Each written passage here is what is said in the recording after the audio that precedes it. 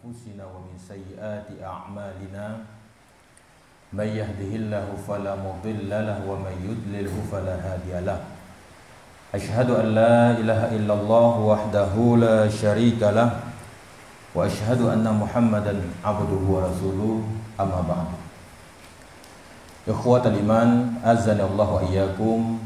Bapak-bapak, ada ibu-ibu juga? Tak ada? Ada. Oh, bapak-bapak, ibu-ibu, saudara-saudariku yang semoga dirahmati oleh Allah Subhanahu wa taala.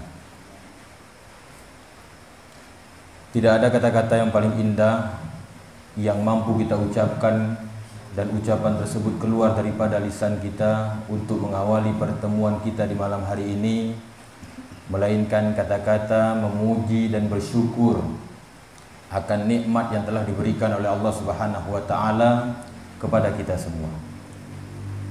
Karena mengingat nikmat yang Allah Subhanahu wa taala berikan kepada kita ini sangat luar biasa banyaknya. Bahkan tidak sanggup bagi kita untuk menghitung-hitung daripada kenikmatan Allah Subhanahu wa taala tersebut. Dan Allah Subhanahu wa taala sebutkan dalam Quran surah Ibrahim di ayat ke-33, di ayat ke-34.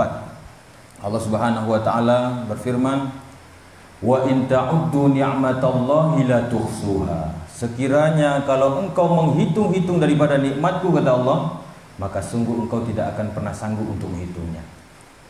Ya, saking banyaknya nikmat yang Allah berikan kepada kita. Dimulai dari nikmat mata yang bisa berhijau, kemudian tangan yang bisa menggenggam dan lain sebagainya. Bahkan hujan yang turun di malam hari ini juga termasuk daripada nikmat dari Allah Subhanahu wa taala. Maka dari itu ketika kita mendapatkan nikmat, maka yang wajib kita lakukan apa? Bersyukur kepada Allah Subhanahu wa taala. Turun hujan, maka doa kita, Allahumma shayban nafi'an. Ya Allah, jadikanlah hujan ini bermanfaat. Ya, sehingga hujan yang turun di malam hari ini berkah, menyuburkan tanaman-tanaman yang ada di tanah kita ini, bukan menjadikan hujan ini sebagai bencana atau mengundang banjir. Maka dari itu ketika hujan turun maka kita berdoa, Allahumma shayban nafi'an. Ya Allah, jadikanlah hujan ini bermanfaat. Kemudian kita yakini bahwasanya kenikmatan itu datangnya dari Allah Subhanahu wa taala. Allah Subhanahu wa taala sebutkan dalam Quran surah An-Nahl di ayat 53, "Wa ma bikum min ni'matin faminallah." Dan adapun kenikmatan yang kau terima itu datangnya dari Allah Subhanahu wa taala. Maka nikmat yang kita terima malam hari ini adalah datangnya dari Allah Subhanahu wa taala dan wajib kita syukuri. Apa balasan bagi orang yang bersyukur akan nikmat Allah? Kata Allah Subhanahu wa taala dalam Quran surah Ibrahim di ayat yang ke-7-nya, "La in syakartum la azidannakum wa la in kafartum inna azabi lasyadid." Kalau engkau bersyukur akan nikmat telah kuberikan, maka akan kutambah, kata Allah Subhanahu wa taala. Tapi kalau engkau kufur terhadap nikmat yang kuberikan, maka ingatlah azabku sangatlah pedih. Bapak-bapak, ibu-ibu, saudara-saudariku sidang jamaah yang semoga dirahmati oleh Allah Subhanahu wa taala. Sebelum kita masuk ke dalam buku ini, mungkin ada baiknya saya memperkenalkan diri dulu. Karena ini saya hadir di musola apa namanya ini?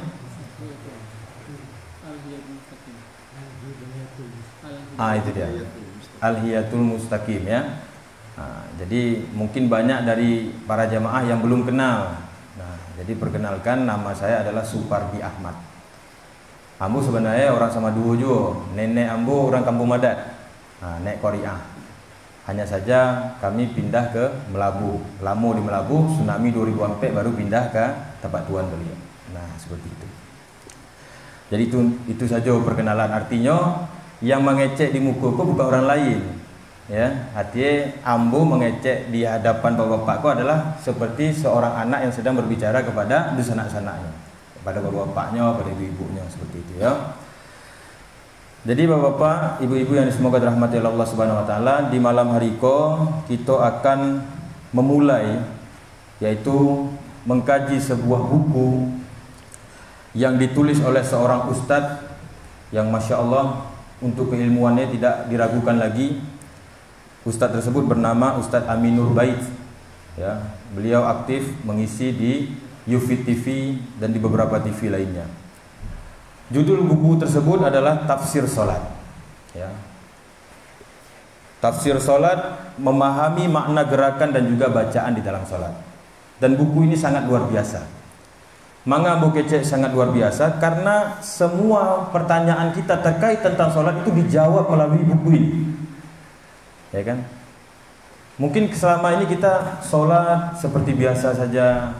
Tapi pernahkah kita bertanya apakah amal ibadah solat kita itu diterima oleh Allah Subhanahu Wa Taala? Jangan-jangan kita lita ibadah tapi tidak ada apa-apa halu, ya kan?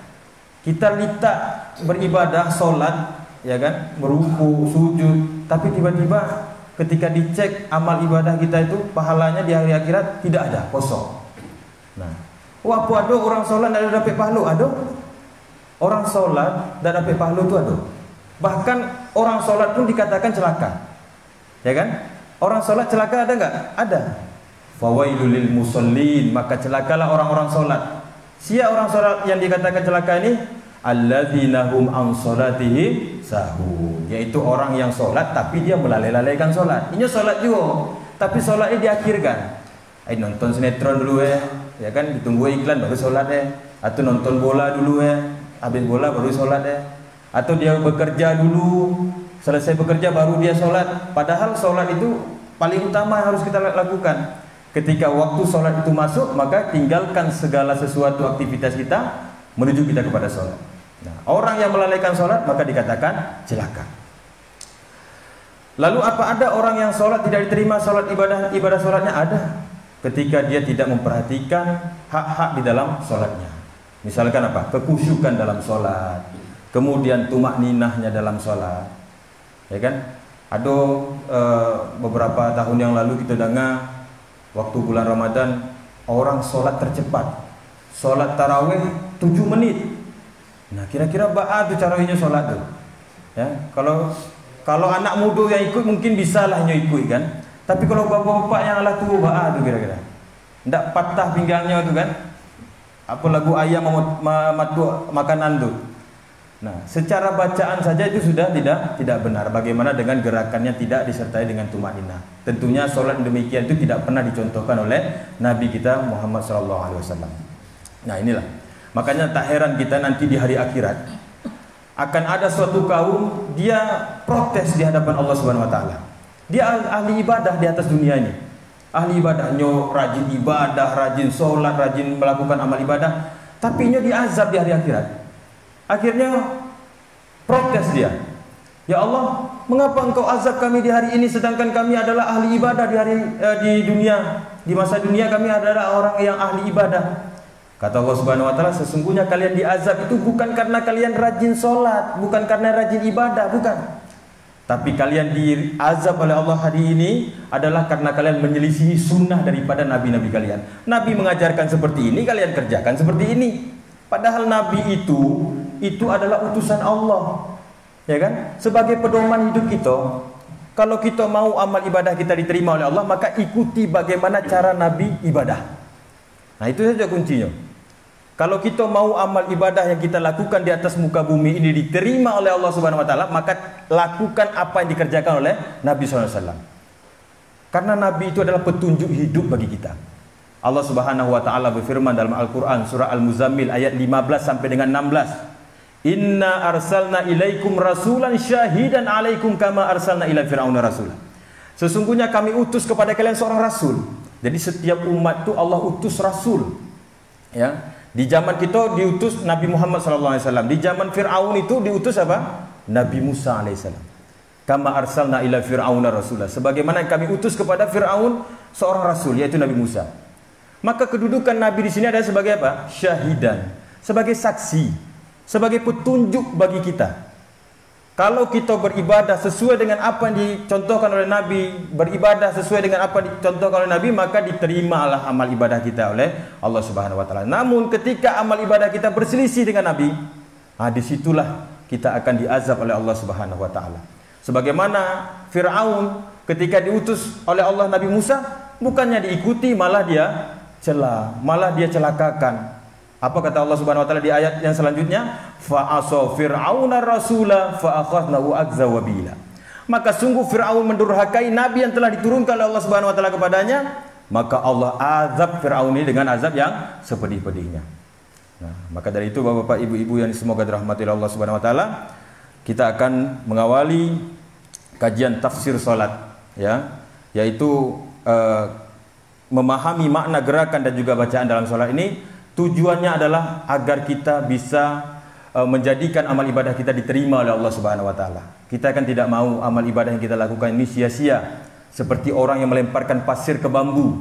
Kira-kira ada yang lengket, kasiak digadukan ke bambu, ke buluh. Kira-kira ada yang lengket? Tidak ada yang lengket. Atau seperti air yang ada di daun keladi. Ada tidak tersisu? Tidak ada. Tertumpah, tercurah habis. Ya kan, tak terbekas. Nah, itu. Maka dari itu kita akan mengkaji tafsir salat. Nah, ini memang agak lain, janggal terdengarnya tafsir salat. Biasanya yang kita sering dengar tafsir Al-Qur'an, tafsir hadis, ya kan? Nah, ini ada tafsir salat, membedah, memahami makna dalam gerakan salat dan juga bacaan di dalam salat. Dan buku ini juga mendapatkan kata pengantar dari ustadz yang luar biasa juga, dari keilmuannya S3 Madinah, yaitu Dr. Syafiq Riza Basalamah. Baiklah Bapak, Ibu-ibu yang semoga dirahmati Allah Subhanahu wa taala. Biasanya kita mengawali kitab baru ini, ya, dalam membaca buku itu kita harus membaca mukadimah dari sang penulis dulu. Ini adalah latar belakang. Apa tujuannya? Tujuannya agar kita tahu apa sebenarnya maksud dan tujuan si penulis ini menulis buku ini. Nah, jadi kita akan tahu apa maksud yang terkandung dalam tafsir salat ini. Nah, maka dari itu kita akan baca mukadimah dari Ustadz Amin Nur Bait. Bismillah wassalatu wassalamu ala Rasulillah wa ba'd. Berawal dari kajian seputar cara khusyuk dalam salat sekitar 5 tahunan yang lalu, maka muncul pertanyaan bagaimana kita bisa khusyuk sementara banyak di antara kita yang tidak paham doa yang kita baca ketika salat. Ketika itulah muncul keinginan untuk bisa menulis buku khusus tentang tafsir salat ini. Bahkan di beberapa kajian tentang tata cara salat, saya sering menyinggung keinginan saya untuk menulis buku tafsir salat. Ini perkataan dari Ustaz Amin Nur Bait. Barangkali inilah angan-angan yang telah menjadi doa sebagaimana yang disabdakan oleh Nabi sallallahu alaihi wasallam, "Idza tamanna ahadukum falyuksir, fa innama yas'alu rabbahu azza wajal." Ketika kalian berangan-angan, perbanyaklah, karena sejatinya dia sedang meminta Rabb-Nya Subhanahu wa taala. Hadis riwayat Ibnu Hibban. Alhamdulillah, di awal bulan Sya'ban 1441 Hijriah, Allah memudahkan saya untuk lebih serius menyelesaikan buku tafsir salat ini, dan hanya kepada Allah saya bertawakal. Sebenarnya inti daripada buku ini adalah memberikan penjelasan kepada kaum muslimin, terutama di Indonesia, mengenai makna bacaan dan doa yang dilantunkan dalam salat, mulai dari takbiratul ihram hingga salam. Karena hanya dengan memahami bacaan doa itulah seorang muslim bisa lebih khusyuk dalam menjalankan ibadah salatnya. Mengenai korelasi antara paham bacaan dengan khusyuk, insya Allah akan dibahas di bab setelah ini, yaitu cara mudah agar bisa khusyuk. Semoga buku ini bisa membantu kaum muslimin untuk menjadi lebih perhatian terhadap bacaan dan doa dalam salatnya. Selanjutnya kami mohon kepada Allah Subhanahu wa taala agar karya menjadi pemberat amal di akhirat, baik bagi penulis, kedua orang tuanya, para gurunya, setiap orang yang membacanya dan mengamalkan. Amin ya rabbal alamin. Ustadz Amin Nur Bait. Jadi ini adalah kata pengantar daripada Ustadz Amin Nur Bait terkait tentang buku ini. Tujuannya adalah untuk memberikan penjelasan kepada kaum muslimin tentang makna bacaan dan juga doa yang dilantunkan di dalam solat, mulai dari takbiratul ihram sampai dengan salam. Nanti semuanya akan dibedah habis oleh Ustadz Amin Nur Bait. Kemudian penting juga bagi kita untuk membaca kata pengantar dari seorang doktor, yaitu Dr. Syafiq Riza Basalamah. Alhamdulillah wassalatu wassalam wa ala Rasulillah wa ba'd. Jadi Ustadz Syafiq Riza Basalamah ini menyebutkan solat adalah rukun Islam yang kedua. Solat adalah munajat seorang hamba kepada Tuhannya. Tak kala manusia dibangkitkan di alam kubur, ya, digiring menuju kepada mahsyar untuk menjalani persidangan, maka yang pertama akan disidik dan dihisab adalah solatnya. Bila solatnya baik, niscaya semua amalannya akan baik. Namun bila tidak, maka apa yang diharapkan kemudian dari dirinya. Maka di sini bisa kita ambil pelajaran. Ada 3 perbuatan manusia ini yang akan disegerakan dihisab oleh Allah Subhanahu wa taala ketika mereka itu meninggal dunia. atau ketika mereka mati. Yang pertama adalah urusan amalnya seorang hamba kepada Allah. Yang pertama kali dihisab adalah solat. Kalau solatnya baik, maka semua amal ibadahnya baik. Zikirnya, baca Qur'annya, sedekahnya, berbuat baik pada orang tua, berbuat baik kepada sesama, semuanya baik. Tapi kalau solatnya rusak, maka semua amal ibadah tersebut tidak berlaku, ya, tidak bernilai. Nah, maka ini sekaligus menjawab, ada orang-orang inyo malas solat, bahkan tidak mau solat, tapi inyo rajin sedekah, tapi dia tidak pernah berbuat buruk kepada tetangganya. Ketika kita ajak dia solat, apa dia bilang? Alah, orang solat saja akhlaknya belum tentu baik, katanya. Lebih baik kami yang tidak solat, tapi kami tidak menyakiti hati tetangga. Lebih baik kami yang tidak solat, tapi kami rajin sedekah. Padahal kalau kita merujuk ke sini, suatu amalan yang paling pertama sekali dihisab adalah solat. Kalau solatnya baik, maka baik semuanya. Ya, dia bersedekah, dia berbuat baik kepada tetangganya, tapi dia tidak solat. Berarti apa? Yang dia lakukan itu adalah sia-sia, tidak akan berguna. Makanya orang-orang seperti inilah yang nantinya akan diazab oleh Allah Subhanahu wa Ta'ala. Maka dari itu, orang yang solat itu tentunya dia akan memperbaiki dirinya sendiri. Kemudian yang kedua, untuk urusan muamalah antara seorang hamba dengan hamba lainnya, maka yang paling pertama dihisab adalah urusan darah. Nah, jadi maka dari itu kita hati-hati dalam menyakiti tetangga kita, ya. Sehingga jika ada seseorang membunuh orang lain atau menyakiti orang lain, baik itu dengan secara sengaja atau tidak sengaja, maka itu adalah suatu perbuatan yang akan dihisab pertama sekali oleh Allah Subhanahu wa Ta'ala, akan dihitung oleh Allah Subhanahu wa Ta'ala. Kemudian perkara yang lainnya, itu perkara ketiga yang pertama sekali dihisab oleh Allah Subhanahu wa Ta'ala, yaitu perkara tentang kenikmatan yang Allah berikan kepada kita. Jadi jangan kita kira Allah itu berikan kepada kita kenikmatan lalu Allah biarkan kita begitu saja. Enggak. Setiap kenikmatan yang kita terima ini semuanya nanti akan kita pertanggungjawabkan oleh Allah Subhanahu wa Ta'ala. Di hadapan Allah kita akan pertanggungjawabkan.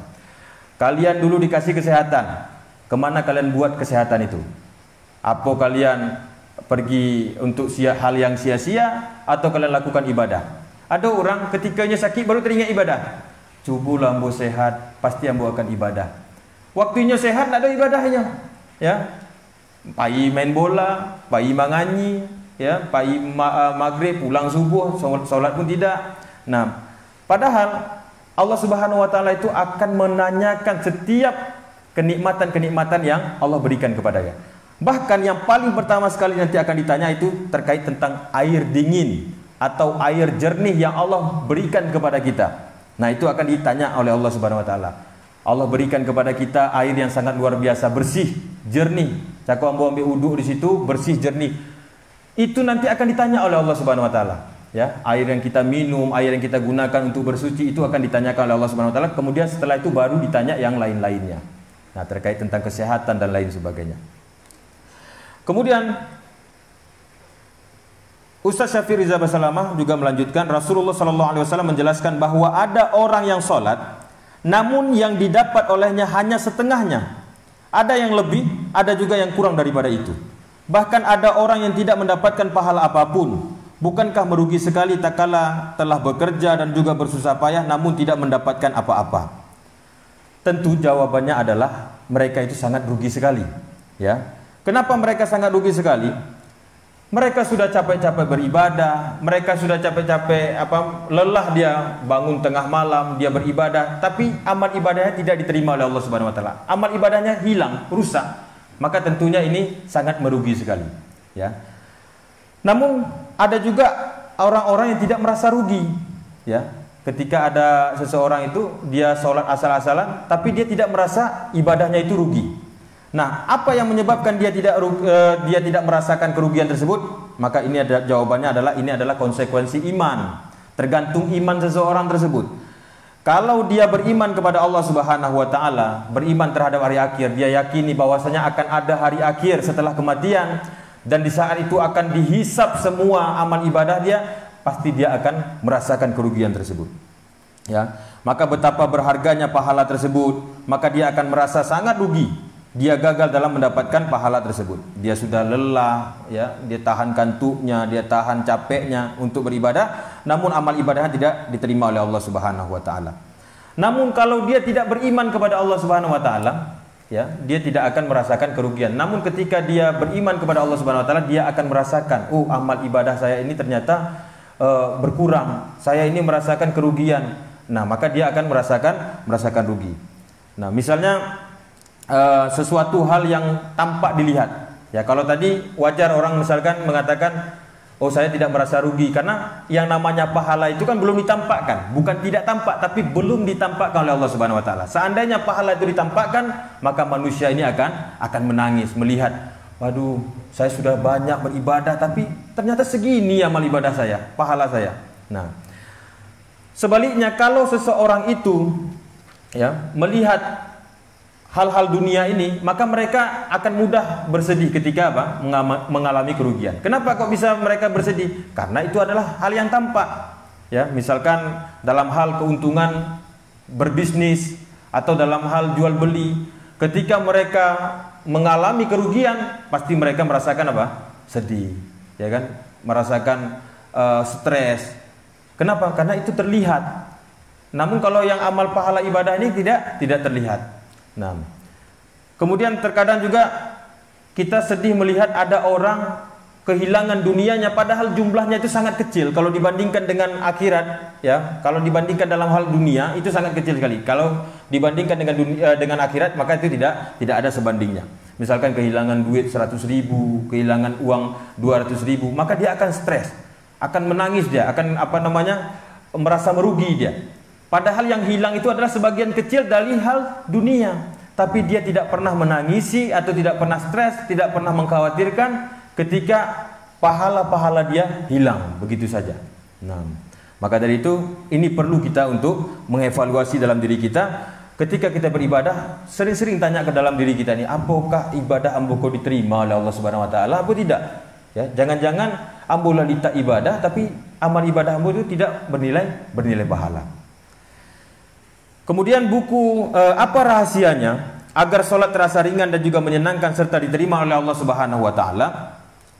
Perlu kita pahami bahwasanya Allah Subhanahu wa taala itu hanya menerima amal ibadah seseorang itu kalau dilandaskan dengan takwa. Ya, jadi amal ibadah kita itu akan senantiasa diterima oleh Allah Subhanahu wa taala ketika kita iringi amal ibadah kita itu dengan ketakwaan. Kalau amal ibadah kita tidak kita iringi dengan ketakwaan, maka amal ibadah kita tidak diterima oleh Allah Subhanahu wa taala. Mana dalilnya? Dalilnya dalam Al-Qur'an, ya. Allah Subhanahu wa taala berfirman, "Innama yataqabbalullahu minal muttaqin." Sesungguhnya Allah Subhanahu wa taala hanya menerima kurban dari orang-orang yang bertakwa. Artinya amal ibadah dari orang-orang yang bertakwa. Kalimat ini Allah sebutkan di dalam Al-Quran ketika Allah menceritakan tentang kisah dua putra Nabi Adam. Ya, ketika Allah menceritakan tentang dua putra Nabi Adam yang mereka diperintahkan untuk berkurban, artinya mengorbankan daripada harta benda mereka, ya, apa yang mereka miliki. Maka Allah Subhanahu wa taala berfirman, "Watlu 'alaihim naba abnai Adam bil haqqi." Ceritakanlah kepada mereka kisah kedua putra Adam, yaitu Habil dan juga Qabil, menurut yang sebenarnya. Iz qaraba qurbanan fataqabbala min ahadihima. Maka ketika keduanya mempersembahkan kurban tersebut kepada Allah Subhanahu wa taala, maka Allah Subhanahu wa taala menerima salah satu daripada kurban mereka, yaitu kurbannya si Habil. Walam yutaqabbalu min ahadin al-akharin, dan tidak menerima salah satu kurban daripada yang lainnya, yaitu si Qabil. Qala la'aqtulannak, ya, la'aqtulannak. Maka dikatakan oleh Qabil tadi itu, karena dia tidak diterima kurbannya oleh Allah Subhanahu wa taala, dia katakan apa kepada Habil, sungguh aku akan bunuh engkau. Nah, ini disebabkan kenapa? Karena dia iri kepada Qabil tadi ini. Karena amal ibadahnya kurbannya si Habil tadi ini diterima oleh Allah Subhanahu wa taala. Namun amal kurbannya daripada Qabil ini tidak diterima oleh Allah Subhanahu wa taala. Maka dia katakan, "Sa'aqtulanak, aku akan bunuh kau. Aku akan membunuh engkau." Maka dikatakan oleh si Habil, qala innama yataqabbalullahu minal muttaqin. Sungguh Allah Subhanahu wa taala akan terima setiap amal ibadah dari orang-orang yang bertakwa. Nah, maka adapun makna daripada firman Allah Subhanahu wa taala ini adalah ketika seorang yang bertakwa itu beramal, pastilah amal ibadah orang bertakwa itu adalah yang berkualitas. Ya, artinya yang terbaik. Maka kalau kita lihat si Habil sama si Qabil ini, kenapa yang diterima adalah si Habil? Karena kurban yang dipersembahkan oleh Allah, oleh Habil kepada Allah Subhanahu wa taala ini adalah kurban yang sangat berkualitas. Maka itu diterima. Kenapa si Habil ini Qabil ini tidak diterima? Karena kurban yang dia serahkan itu adalah kurban yang tidak berkualitas. Nah, kalau dikisahkan di film itu kan disembahkan daging-daging yang segar, sedangkan yang ini menyembahkan buah-buah yang busuk, maka tidak diterima. Maka di sini kita bisa mengambil pelajaran bahwasanya setiap amal ibadah itu dilandasi dengan ketakwaan. Kalau orang bertakwa itu beribadah, pasti yang dihadirkan itu adalah yang berkualitas. Ketika dia melaksanakan ibadah kepada Allah, melaksanakan sholat, pasti sholat yang dia lakukan itu adalah sholat yang berkualitas. Sholat yang khusyuk, sholat yang penuh dengan tumakninahnya, yang tidak menghayal, sholat yang betul-betul dia hadapkan itu hanya kepada Allah Subhanahu wa ta'ala. Maka buku ini ditulis oleh saudaraku Al-Fadil Amin Nurbait, hadir untuk menyingkap rahasia tersebut di masa di mana manusia banyak melaksanakan sholat yang hampa, hanya sekedar gerakan tanpa makna. Buku ini ditulis untuk membantu kita dalam memperbaiki sholat kita, khususnya yang berkaitan dengan kekhusyukan kita yang terkadang sulit untuk diraih. Sebuah buku yang layak dibaca dan dimiliki oleh seorang muslim. Semoga Allah Azza wa Jal menerima sholat dan ibadah kita semua serta mengampuni dosa-dosa kita. Wassallallahu ala nabiyina Muhammad wa ala ali Muhammad. Ini adalah kata pengantar dari Dr. Syafiq Riza Basalamah. Nah, jadi kita sudah membaca latar belakangnya, kemudian sudah membaca kata pengantarnya. Sebenarnya kita harus membaca daftar isinya. Namun kalau kita baca daftar isinya sangat banyak sekali. Ya, nanti insya Allah kita akan sampaikan di setiap pertemuan. Langsung saja kita masuk kepada tema. Tema kita di malam hari ini adalah cara mudah agar bisa khusyuk dalam sholat. Nah, ini kan pertanyaan yang pertama. Kita mau amal ibadah kita ini nggak sia-sia. Kita mau amal ibadah kita ini diterima oleh Allah Subhanahu wa taala. Ya, jangan sampai seperti orang mengadu kasih ke bambu aja kok, ke bulu aja kok. Nggak ada yang lengket atau menyiram air ke daun keladi. Nggak ada yang tasisu. Tumpah saudara ya. Maka dari itu kita ingin ibadah kita ini berkualitas. Ibadah yang terbaik yang kita hadirkan kepada Allah Subhanahu wa taala tentunya ibadah yang khusyuk. Lalu timbul pertanyaan, bagaimana cara kita agar mudah bisa khusyuk kepada Allah Subhanahu wa taala? Maka berawal daripada hadis yang diriwayatkan oleh Aisyah radhiyallahu anha, beliau menceritakan shalla Rasulullah sallallahu alaihi wasallam fi khamisatin lahu laha a'lam. Fanadhara ila a'lamiha nazratan. Falamma sallama qala idhabu bihadhihi al-khamisati ila Abi Jahm ibn Hudzaifah wa'tuni bi ambijaniyah fa innaha alhatni anifan fi salati. Maka dikatakan oleh Aisyah radhiyallahu anha, Rasulullah sallallahu alaihi wasallam pernah melaksanakan salat lalu dengan memakai khomisah, yaitu baju gamis ya, yang ada coraknya.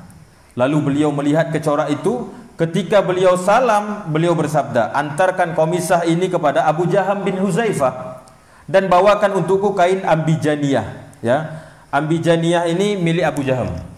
Karena tadi khomisah ini sangat mengganggu sholatku. Perhatikan, Nabi saja ketika bajunya ada corak sedikit, itu sudah mengganggu daripada kekhusyukan Nabi dalam sholat. Bagaimana dengan kita yang di hari ini baju kita banyak coraknya, bahkan bukan hanya baju kita, tapi dengan sajadah kita, kemudian yang lain-lain yang ada banyak coraknya, sungguh itu juga mengganggu daripada kekhusyukan kita. Subhanallah, hanya karena lurik baju saja, Rasulullah SAW itu merasa terganggu ketika sholat, sampai-sampai beliau minta agar diganti dengan kain yang polos, supaya apa?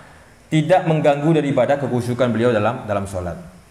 Lalu timbul pertanyaan, Nabi terganggu ya dengan corak seketek ya. Kita saja yang ibadah di banyak corak-corak seperti ini, kenapa tidak terganggu? Kan gitu pertanyaannya. Kenapa kita kok biasa-biasa saja, nggak ada terganggu, nggak ada yang mengganggu, nggak ada membuat diri kita tuh risih dalam sholat? Ya kan, biasa-biasa saja. Jawabannya adalah karena masalah konsentrasi. Nabi SAW itu ketika ibadah konsentrasi penuh dia. Makanya sedikit saja ada yang mengganggu, maka dia terganggu. Nah kalau kita ibadah, kita tidak ada konsentrasi. Makanya kita terlena dengan hal-hal yang demikian ini. Ya, terlena kita, artinya tidak menjadi pengganggu hal-hal yang seperti itu. Kita ambil contoh, ketika seseorang ujian di sekolah, ujian matematika, ya, dalam kelas, maka guru berusaha untuk mensterilkan kelas tersebut. Kira-kira bisa dipahami? Ya, kalau kita konsentrasi ibadah, ado saketek pasti terganggu. Nah, maka orang khusyuk itu dia butuh konsentrasi dalam ibadahnya. Berbeda kalau kita duduk di warung. Ya, misalkan kita duduk di warung di Kopi Anduang tuh, duduk gitu situ sambil sambil minum, sambil baca-baca. Walaupun musik dareh, Honda lewat, orang manukir, tidak ada terganggu gitu. Kenapa? Karena pada saat itu kita tidak konsentrasi. Ya kan? Karena pada saat itu kita tidak dalam keadaan konsentrasi, maka kita tidak terganggu. Begitu juga dengan sholat. Kenapa Nabi ketika sholat kok terganggu dengan corak di baju dia?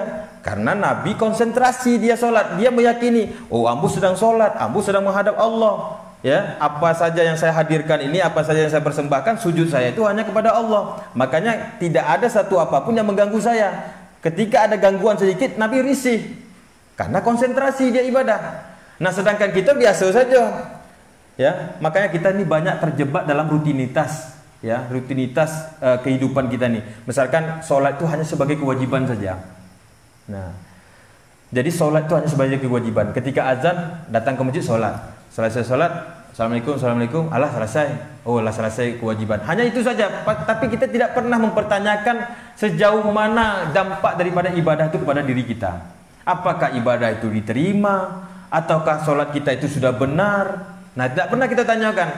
Nah, maka dari itu perlu kita mempelajarinya. Nah, mulai di malam hari ini kita membangun nih. Yang pertama sekali yang akan kita bangun adalah konsentrasi dalam ibadah. Kita harus konsentrasi dalam ibadah. Kita sadar. Konsentrasi itu artinya sadar. Kita kok sedang sholat. Ya. Kalau dalam istilah hadis itu, dalam hadis Jibril itu disebutkan, makna daripada ihsan itu adalah engkau sholat, engkau beribadah, ka'annaka tarahu. Kau beribadah itu seakan-akan kau melihat Allah. Kalau engkau tidak bisa melihat Allah, maka yakini Allah Subhanahu wa taala melihatmu. Nah, kita nggak mungkin melihat Allah karena Allah Maha Gaib, ya kan? Kita nggak bisa lihat Allah.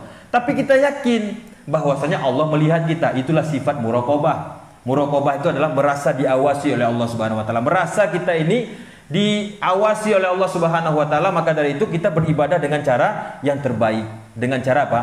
Ibadahnya orang bertakwa, ibadah yang berkualitas. Orang bertakwa itu ibadahnya pasti dengan kehati-hatian. Selalu melindungi diri dia dari hal-hal yang mampu mengundang kemurkaan dari Allah Subhanahu wa taala kepada dia. Takut amal ibadah dia sia-sia. Ya, orang bertakwa itu takut ibadahnya itu sia-sia, tidak diterima oleh Allah Subhanahu wa taala. Karena orang muslim yang baik itu sebagaimana disebutkan oleh Nabi sallallahu alaihi wasallam, min husni islami mar'i tarkuhu ma la ya'ni. Merupakan kebaikan dari seorang muslim itu adalah dia meninggalkan hal yang sia-sia. Nah, jadi orang muslim itu dia akan dikatakan baik kalau dia meninggalkan hal yang sia-sia dalam hidupnya. Maka orang yang bertakwa itu nggak mau amal ibadah dia tuh sia-sia begitu saja. Dia harus memperbaiki terus. Dia harus mempersembahkan yang berkualitas kepada ibadah dia itu kepada Allah Subhanahu wa taala. Kemudian bahwa khusyuk dalam salat adalah menghadirkan hati ketika sedang melaksanakan salat. Ini sebagaimana disebutkan oleh Dr. Said Al-Qantani ini dalam kitabnya Al-Khusyuk fi Salat, menyimpulkan pengertian khusyuk dalam salat, huduril qulub inda talbisuh bi taatillah. Menghadirkan hati ketika seorang sedang melakukan ketaatan. Jadi kalau kita mau ibadah kita itu khusyuk, hadirkan hati kita dalam ibadah tersebut. Kalau kita mau melaksanakan salat, maka hadirkan hati kita dalam keadaan salat. Mau baca Quran, hadirkan hati kita dalam baca Quran. Makanya kita cari ada orang inyo baca Quran sampai menangisnya. Maka hatinya tuh hadir dalam membaca Al-Quran. Dia pahami ayat-ayat Al-Quran tuh seakan-akan kena kepada diri dia. Ya, ketika dia baca firman Allah berkaitan tentang apa? Azab, maka dia seakan-akan jangan-jangan saya ini tergolong dengan orang-orang yang diazab. Menangisnya, meneteskan air mata. Kalau kita kan enggak. Baca Al-Quran, kadang ada yang galak-galak bahasa sandunya, ya kan? Terus malam bulan Ramadan tuh ada yang galak-galak bahasa sandunya kan? Kenapa? Karena tidak menghadirkan. Dia hanya membaca Al-Quran itu hanya untuk hura-hura saja, ya kan? Begitu juga dengan sholat, hanya untuk hura-hura saja, untuk menjalankan kewajiban. Setelah itu sudah selesai. Padahal tidak. Kita dituntut untuk konsentrasi dalam sholat, kemudian menghadirkan hati dalam ibadah kita. Begitu juga dengan hal-hal lainnya, maka kita harus menghadirkan hati kita dalam setiap amal ibadah. Itulah definisi daripada khusyuk tersebut. Kemudian definisi khusyuk semacam ini dijelaskan oleh Ibnu Abbas radhiyallahu anhuma, di mana beliau mengatakan, "Laisa laka min salatika illa ma aqalta minha." Pahala dari salatmu itu hanya senilai apa yang kamu pikirkan dari salatmu itu. Jadi kalau kita mau lihat kadar pahala yang kita panen dari sholat kita ini, maka lihat apa yang kita pikirkan dalam sholat itu. Kalau kita pikirkan dunia, maka sholat kita itu nol, tidak ada nilai pahalanya. Tapi yang kalau kita ketika sholat itu yang kita pikirkan sholat, kita pikirkan ibadah kepada Allah, maka itulah yang bernilai pahala. Karena maksud dan tujuan daripada khusyuk itu adalah memikirkan kalau kita ini sedang sholat. Ya, nanti kita akan masuk macam-macam khusyuk dalam sholat. Jadi macam-macam khusyuk dalam sholat itu ada dua. Khusyuk dalam sholat itu ada dua. Gak ada banyak-banyaknya, ada hanya dua saja. Yang pertama khusyuk fisik, yang kedua khusyuk batin. Ya, khusyuk fisik ini berarti ketenangan fisik, tidak banyak bergerak ketika sholat, melaksanakan sholat. Ya, jadi ketika dia sholat itu betul-betul khusyuk, dia tenang gitu. Ketika dia bersedekap, maka sedekapnya sempurna sebagaimana sedekapnya Rasulullah SAW. Ketika dia ruku, maka dia ruku sempurna sebagaimana rukuknya Rasulullah SAW. Karena kata Nabi SAW, "Shallu kama ra'aitumuni usolli." Salatlah kalian sebagaimana engkau melihat aku salat. Nah, ini pertemuan kali ini kita bahas tentang khusyuk dulu. Nanti kita akan bahas tentang gerakan-gerakan salat. Apakah selama ini gerakan salat kita sudah mencontoh Nabi apa belum? Apakah bacaan salat kita sudah mencontoh Nabi atau belum? Nah, nanti insya Allah akan kita bahas. Kita akan fokus dulu kepada kekhusyukan dulu. Yang penting kita bangun tentang khusyuk dulu. Dia khusyuk tentang fisik dia. Ya. Seseorang kalau kita melihat ada seorang tentara Inggris itu yang berjaga di kalau di tentara kita tuh ada namanya pos monyet, ya kan? Itu betul-betul tegap dia. Ada nyamuk, ada lalat, nggak ada dia bergerak. Seperti itulah. Artinya dalam hal dunia saja seseorang bisa khusyuk dalam tegaknya seperti itu, apalagi dalam sholat. Kenapa kok dalam sholat ini kita nggak bisa khusyuk, Ustaz?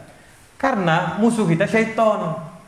Syaitan itu mengganggu dia agar kita tidak bisa menghadirkan ibadah yang berkualitas kepada Allah Subhanahu Wa Taala. Apa tujuan syaitan supaya kita tidak berkualitas, menghadirkan ibadah kita itu tidak khusyuk kepada Allah Subhanahu Wa Taala? Tujuannya supaya amal ibadah kalian tidak diterima.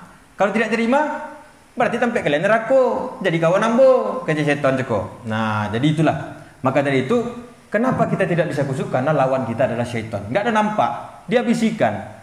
Dibisik gata hidung, garuk hidung, pokoknya banyak yang gatal kalau sholat. Maka dari itu, bukan nggak boleh digaruk, boleh digaruk, tapi jangan berlebih-lebihan, ya. Garuk sampai ke dalam-dalam, gitu kan. Nah, itu nggak boleh, karena itu akan mengganggu daripada kekhusyukan daripada sholat. Nah, maka khusyuk fisik ini tidak banyak gerak, ya, bergerak hanya diperlukan saja. Ketika seseorang takbiratul ihram, dia mengangkat tangannya lalu sedekap, kemudian dia tenang, diam, maka hakikatnya dia telah melakukan khusyuk secara fisik. Sehingga inti khusyuk secara fisik adalah tidak bergerak, tidak tolah-toleh, fokus dengan satu gerakan yang sedang dilakukan. Nah, kadang kita fisik tegap, lurus, fisik kita ini enggak goyang-goyang, tapi matu berkeliaran. Tercalik ke siku. Kok lagu gambar ayam gitu kan. Habis itu ada pula cicak. Kan ada cicak dikajai taman gitu kan. Mencari gitu. Itu. Kadang kita fisik khusyuk, tenang, tapi mata yang tidak tenang. Ya kan? Kadang ada pula orang lagi tengah sholat diletak handphone gitu kan. Lenovo gitu kan. Ada pula orang letak rokok Samsung gitu. Kadang fisiknya tenang, tapi mata nggak tenang. Maka dari itu, ketika dikatakan khusyuk fisik ini semuanya masuk, termasuk mata pun juga tetap khusyuk juga. Nah, sehingga dia tidak toleh-toleh, fokus terhadap satu gerakan. Ketika kita sholat, kemana pandangan kita? Tempat sujud kan? Ya sudah, lihat tempat sujud saja. Ketika kita rukuk juga melihat ke tempat sujud. Khusus secara fisik, secara umum lebih mudah untuk dilakukan. Nah, di sini disebutkan lebih mudah. Sampai pun orang yang sama sekali tidak paham dengan semua bacaan dalam sholat, selagi dia diam saja fisiknya, berarti dia sudah menunjukkan khusyuk dalam fisik.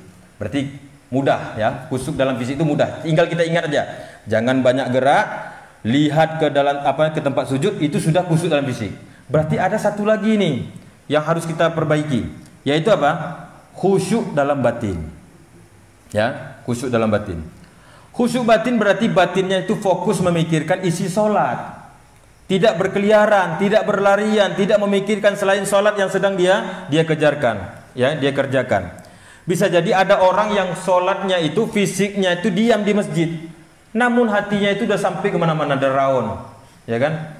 Makanya kalau kita berjalan tuh, jangan banyak-banyak mencari. Misalkan dari rumah tuh jangan cari ke situ, cari ke. Waktu sholat tuh terbayang tuh, ya kan? Kadang kita liar benar, matu gitu kan, tidak ada boleh tercali, apa tercali itu pasti terbayang. Karena alat perekam yang sangat kuat itu matu gitu, ya kan? Boleh tercali apalah gitu kan, terbayang tuh, tengah sembahyang, imam lah rukuk bertegak-tegak, gitu kan? Seperti itu. Makanya Rasulullah itu kalau dia berjalan menuju masjid seperti orang yang turun. Padahal jalan datar, tapi seperti orang turun, artinya kencang jalannya. Dan tidak banyak lihat-lihat kanan kiri kanan, dia melihat kepada jalannya saja. Nah, justru kalau melihat kiri kanan itu akan berpotensi apa? Jelek jalan kita itu tidak mulus, bisa terlagu batu, tapijak, ciayam dan lain sebagainya. Nah, maka dari itu Rasulullah itu ketika pergi sholat ke masjid, dia tidak banyak melihat. Supaya apa? Supaya meningkatkan kekhusyukan dia dalam sholat, tidak banyak terpikirkan.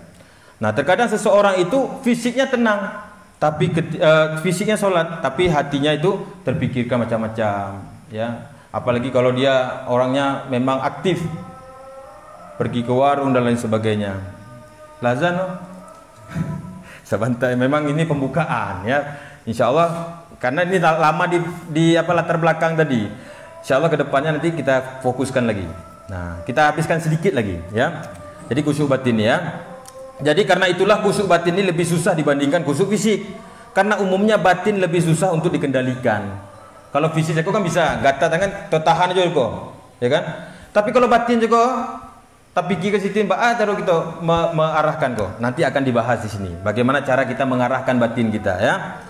Nah, jadi orang yang tidak khusyuk ketika sholat disebut oleh Nabi SAW dengan orang yang sedang mengobrol dengan batinnya karena batinnya sedang bercerita banyak hal di luar sholat. Nah, jadi itulah yang menyebabkan kita tidak khusyuk batin kita itu karena kita banyak yang kita lihat, sehingga apa? Mengobrol. Antara mata dengan batin kita kok mengobrol juga, ya kan? Apa yang kita lihat-lihat di luar tadi, apa kejadian-kejadian tadi itu diajaknya kita mengobrol sehingga apa? Sholat kita itu tidak khusyuk, tidak tenang.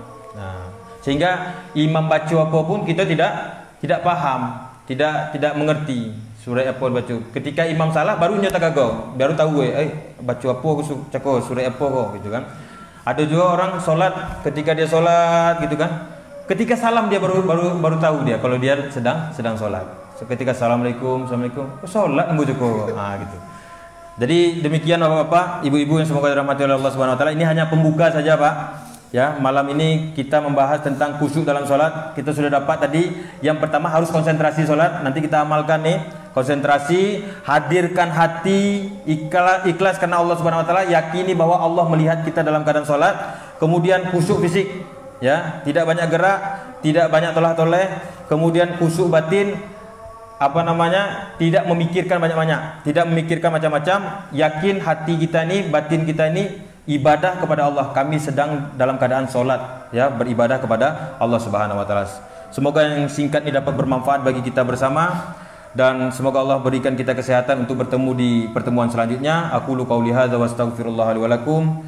Subhanallah bihamdihi, subhanakallahumma bihamdika, asyhadu an la ilaha illa anta, astaghfiruka wa atubu ilaik. Assalamualaikum warahmatullahi wabarakatuh.